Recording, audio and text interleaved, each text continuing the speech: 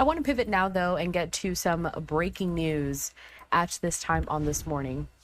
Sticking with more of these international headlines, breaking here a post from the Associated Press on X in which they say this: an earthquake destroyed numerous villages in eastern Afghanistan, killed hundreds of people and injured thousands, a spokesman for the Taliban government said on Monday. The quake late Sunday hit a series of towns in the province of Kunar near the city of Jalalabad. I do have some video also coming out from that area. Take a look at this, just massive devastation that we are continuing to follow over in Afghanistan. As you can see, several people that live in these villages trying to evacuate there by helicopter. Several have been injured, while hundreds have been killed.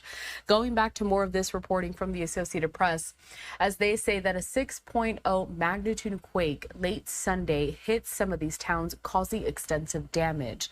That quake happening at 11:47 p.m. and was centered 27 kilometers northeast there in some of those villages and those towns. It was about 8 kilometers deep as well. Shallower quakes, they tend to cause more damage, so several aftershocks also followed. Footage showed rescuers taking injured people on stretchers from collapsed buildings and into those helicopters as people frantically dug through rubble with their hands. The Taliban government's chief spokesperson saying at a press conference that the death toll had risen to at least 800, with some 2,500 more injured. He said most of the casualties were in the Kunar area. Buildings in Afghanistan, they tend to be low-rise constructions, mostly of concrete and brick, with homes in rural and outlying areas made from mud bricks and wood. Many of them are poorly built, so they're really not made to withstand some of these severe weather impacts that we see here, especially when it comes to that grand earthquake that we saw late Sunday night. Several of those homes did collapse. People could be heard screaming for help, according to the reporters that are down there on the ground.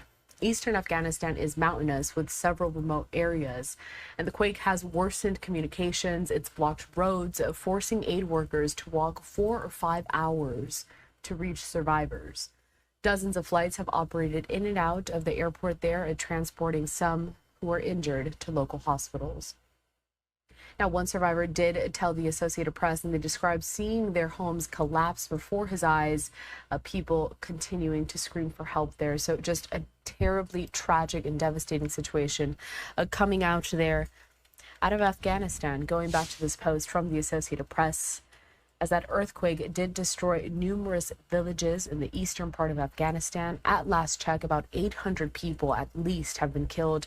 Some 2,500 others are injured.